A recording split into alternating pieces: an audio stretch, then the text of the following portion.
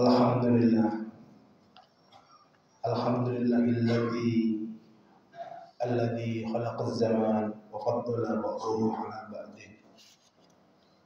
Asyhadu an la ilaha illallah wa asyhadu anna Muhammadar Rasulullah. Allahumma shalli ala sayyidina Muhammad wa ala ali sayyidina Muhammad. Amma ba'du fa ya ayuhan nas ittaqullaha haqqa tuqatih wa la tamutunna illa wa antum muslimun. Wa qala Allah ta'ala fi kitabil karim, a'udzu billahi minasy syaithanir rajim. Bismillahirrahmanirrahim. Wa'bud rabbaka hatta ya'tiyakal yaqin. Wa'bud rabbaka hatta ya'tiyakal yaqin. Alhamdulillah, puji syukur kita panjatkan kepada Allah atas banyak nikmat di kesempatan kali ini.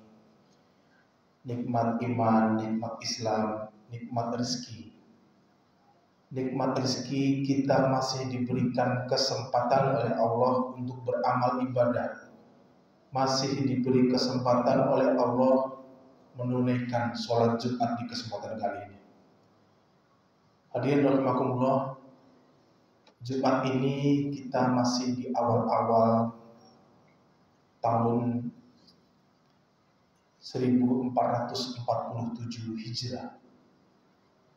Tahun baru 1447 Hijrah di bulan Muharram di tanggal awal. Momen hijrah kembali lagi, momen untuk kemudian menjadikan komitmen bagi kita. Pertama, untuk meningkatkan keimanan dan ketakwaan kita, diri kita, momen perbaikan diri kita, islahul nafs, islahul fardi, dan juga perbaikan bagi keluarga kita, islahul usrati, dan insya Allah akan diikuti perbaikan-perbaikan untuk masyarakat sekitar kita. Hadirin rahimakumullah, perbaikan diri di momen hijrah bisa menjadi pertanyaan bagi anggota keluarga kita, dan khususnya juga bagi diri kita, dan bisa kita lanjutkan nanti kepada anak kita, kepada istri kita, dan juga keluarga anggota yang lainnya.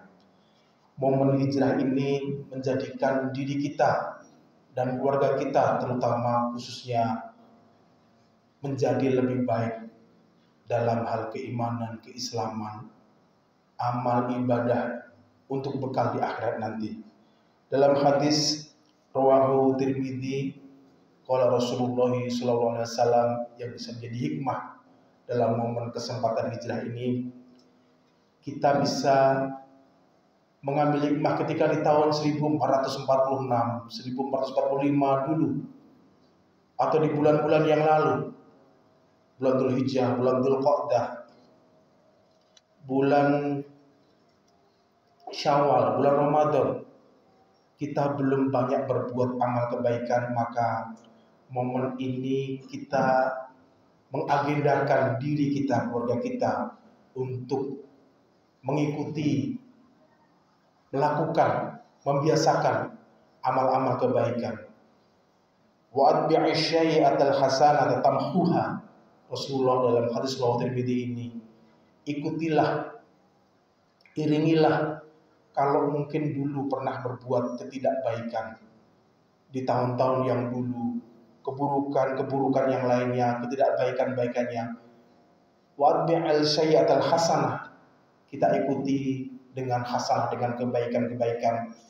Dan dalam hadis ini Rasulullah menyampaikan tamhuha, itu bisa menghapuskan, bisa mengurangi keburukan-keburukan yang mungkin kita lakukan di masa lalu. Momen hijrah ini menjadikan momen resolusi kita, diri kita berkomitmen untuk amal lebih baik, untuk kemudian berhijrah. Makna hijrah yang kemudian bisa menjadi pertanyaan dalam diri kita, dalam keluarga kita, yang pertama adalah hijrah dalam aspek maknawiyah yang bersifat psikologis, bersifat pemahaman kita, pemikiran kita, dan sebagainya, sampai yang itu akan terwujud kepada perilaku dan juga amal kebaikan diri kita. Dalam hadis Sahih Bukhari, makna seorang muhajir, al-muhajiru man hajara man nahallahu anhu. Seorang muhajir, orang yang berhijrah, adalah orang yang meninggalkan segala larangan Allah. Mungkin di tahun-tahun kemarin kita masih melanggar banyak hal.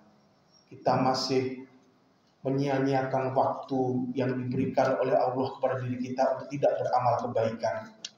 Maka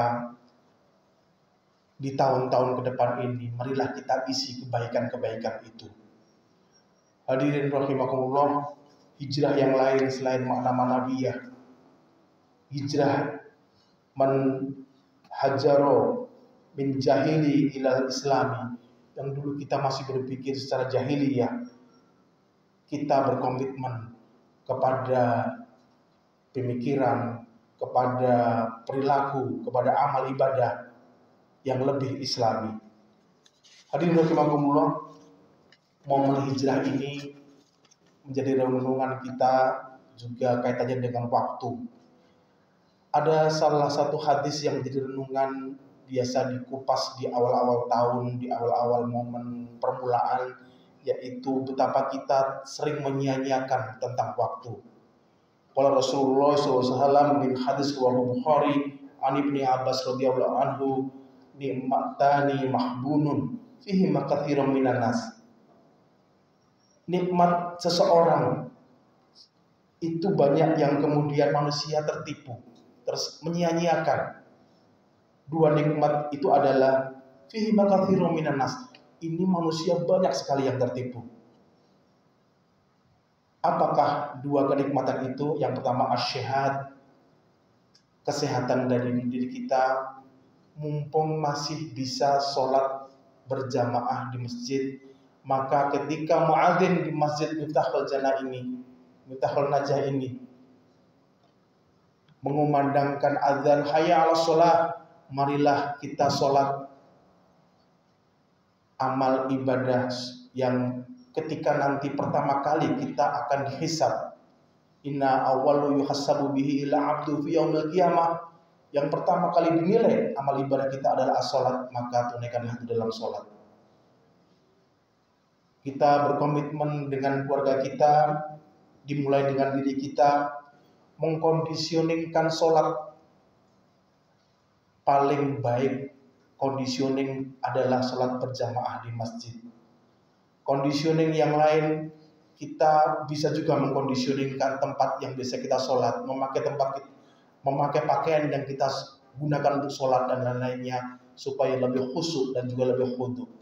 Hadirin rahimakumullah, ibadah sholat ini untuk tahun-tahun ke depan ini bisa juga selain conditioning, juga bisa kita tingkatkan aspek kuantitas dan juga kualitasnya.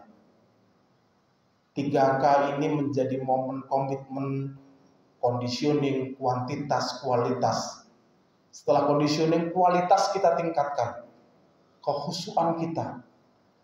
Jangan-jangan kita sholat sampai umur 40, 50, bahkan tidak tahu apa yang kita baca dalam sholat. Khusyuk adalah memaknai apa yang kita baca di dalam sholat. Yang kedua adalah kuantitasnya.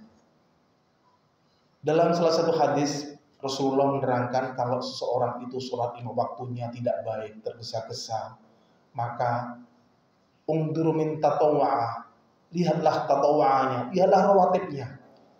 Tambahkanlah sholat rawatib dari sholat 5 waktu kita, yang mungkin di tahun-tahun dulu kita tidak pernah melakukan sholat qobliyah maupun ba'diyah, sholat sebelum dan sholat sesudah 5 waktu, maka kita tambahkan. Itu akan menyempurnakan sholat yang wajib tadi, mungkin kita tergesa-gesa, tidak khusyuk, tidak khudu dan sebagainya. Hadirin rahimakumullah, nikmat sehat, nikmat waktu, janganlah kemudian kita tidak mengoptimalkan untuk beribadah kepada Allah Subhanahu wa taala. Yang pertama, orang nanti akan ditanya ketika di yaumul mahsyar nanti, umur kita semacam apa? digunakan untuk apa? Umrihi fima afna. Umurmu 20 tahun, 30 tahun, 40 tahun, dan rata-rata uswah kita Rasulullah SAW, rata-rata umur manusia 60 tahun. Digunakan untuk apa? Dalam salah satu hadis rawahu Tirmidzi, anna rajulan qala ya Rasulullah, ada seseorang sahabat rajulan bertanya kepada Rasulullah pertanyaan tentang umur. Ayun nasyu khair ya Rasulullah? Kados napa tiyang ingkang sae? Seperti apa orang yang baik? Qala Rasulullah sallallahu alaihi wasallam, man tola umuruhu wa kathiru amal. Orang yang panjang umurnya wa kathiru amal, dan banyak amalnya. Dan kemudian dilanjut pertanyaan, qala ya Rasulullah ayyun nasyu? Seperti apakah orang yang tidak baik? Orang yang tidak baik, Rasulullah menjawab, man tola umuruhu wa sya'al amaluhu. Orang yang tidak baik adalah orang yang panjang umurnya tapi tidak baik dalam amalnya. Kita akan dimintai pertanggungjawaban. Catatan amal kita seperti di dalam handphone kita ada namanya MMC, multimedia card, kecil kartunya di dalam HP kita, atau mungkin di kartu internal HP kita, itu akan mencatat, atau di cloud itu akan mencatat. Nanti di hari penghisapan itu akan diklik hari-hari yang kita lalui di dunia ini, kita melakukan apa saja. Ketika sendiri di kamar kos, ketika sendiri di kamar rumah kita, ketika sendiri di kamar mandi, ketika yang lain-lainnya, ketika sendiri, kita akan tercatat amalan kita setiap detik, setiap saat. Begitu pula amalan-amalan kebaikan. Ketika kita sholat berjamaah, ketika kita berdakwah, ketika kita mengajarkan kebaikan dan seterusnya, itu akan dicatat juga sebaik amalan yang baik. Maka banyaklah amalnya. Orang yang baik, pantola umuruhu wa kathiru amal. Orang yang baik, yang panjang umurnya, catatannya banyak, tapi juga catatan amal kebaikannya juga banyak. Semoga kita bisa mengisi hari-hari ke depan di tahun 1447 ini. Sekali lagi diri kita, diri khotib, dan juga kita peringatkan, kita tanya kepada anak kita, kita lihat anak kita, anggota keluarga kita, sudah baik sholatnya belum? Sudah baik amal ibadah yang lain belum? Atau pertanyaan resolusinya, apa yang perlu kita tingkatkan tentang keagamaan diri kita, tentang amal untuk diri kita? Apakah kita sudah cukup, merasa cukup dengan amal ini, dengan ilmu ini? Masih banyak sekali yang perlu kita tingkatkan. Jangan sampai diri kita sebagaimana di dalam surat Yasin seperti yang tertutup. A'udzubillahi minasyaitonir rajim. Bismillahirrahmanirrahim. Wa ja'alna min baini aydihim sadda wa min khalfihim sadda fa aysyainahum wa hum la yubsirun. Seperti dinding yang menutup diri kita di depan, di belakang, di atas. Ketika ada banyak hikmah yang bisa kita dapatkan dari HP, dari internet, dari laptop, dari masjid, bahkan dari khotib setiap Jumat memperingatkan peningkatan ketakwaan kita, tapi sepertinya kita tidak tersentuh. Ada perubahan, dan perubahan sedikit demi sedikit bisa kita hilangkan. Peningkatan ketakwaan bisa kita tingkatkan seiring amal-amal kebaikan yang kemudian kita lakukan. Dalam salah satu makalah, seorang ulama mengatakan, ketakwaan itu yazid wa yankus. Ketakwaan itu meningkat dan juga menurun. At-taqwa yazid bit ta'at. Kita taat, kita melaksanakan perintah Allah, ketakwaan kita akan semakin meningkat. At-taqwa yankus bil maksiat. Kalau kita sedikit maksiat dan itu tidak terasa dan kita sudah biasa, maka itu akan menurun dan sampailah nanti kepada akhlak kita, kepada perilaku kita semakin menurun. Semoga momen ini menjadikan perbaikan bagi diri kita, bagi keluarga kita, untuk kemudian lebih baik keimanan, ketakwaan, amal yang lainnya. Barakallahu li li wa lakum fil Qur'anil azim wa nafa'ani wa iyyakum bima fihi min ayatil wa dzikril hakim wa taqabbalallahu min tilawati innahu was-sami'ul alim.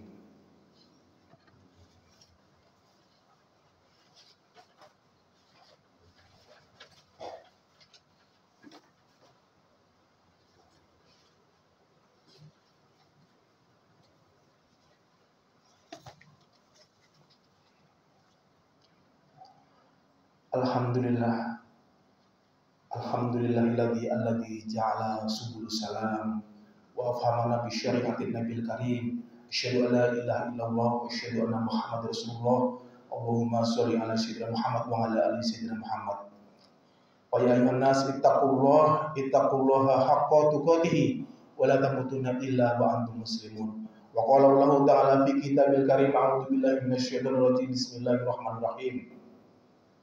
Fa'idha qadaitum manasikakum fadhkurullaha kadzikrikum aba'akum aw asadda dzikra.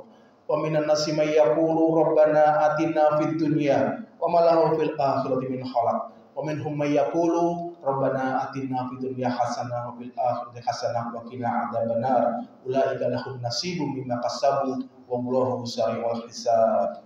Inna Allaha malaikatahu yusholluna 'alan nabiyyi ya ayyuhalladzina amanu shollu 'alaihi wa sallimu taslima. Allahumma sholli wa sallim 'ala sayyidina Muhammad wa 'ala ali sayyidina Muhammad bi rahmatika ya arhamar rahimin. Allahumma ighfir lil mu'minina wal mu'minat wal muslimina wal muslimat al ahya'i minhum wal amwat innaka sami'un qaribun mujibud da'wat wa yaqdiyal hajat. Allahumma inna nas'aluka al-huda wa tuqa wal 'afwa wal ghina. Allahumma aslih lana ya Allah dinana alladzi wa ismatahu amrina. Allahumma aslih lana dunyana fiha ma'asilana. Allahumma aslih lana usratina. Allahumma aslih lana waladana. Allahumma aslih lana dzurriyyatina ya Allah. Allahumma aslih lana akhiratana fiha ma'adilana. Waj'al hayata ziyaratan fi kulli khair waj'al mauta rohatana min kulli syai. Allahumma la tada'ana ya Allah dhanban illa ghafartah wala aiban illa satartah wala aiban illa satartah wala hamman illa farastah wala da'inan illa qadaitah wala hajatan min hawadid dunya wal akhirah ya salihat illa qadaitah ya Allah. Allahumma rabbana atina fid dunya hasanah wa fil akhirati hasanah wa qina adzabannar wa adkhilnal jannata ma'al abrar ya aziz ya ghafar ya rabbal alamin ya rabbal alamin ya rabbal alamin. Ibadallah inna Allaha ya'muru bil 'adli wal ihsani wa ita'il qurba wa yanha 'anil fahsya'i wal munkar wal baghi ya'idukum la'allakum tadhakkarun wa la dzikrullahi akbar. Aqimis shalah.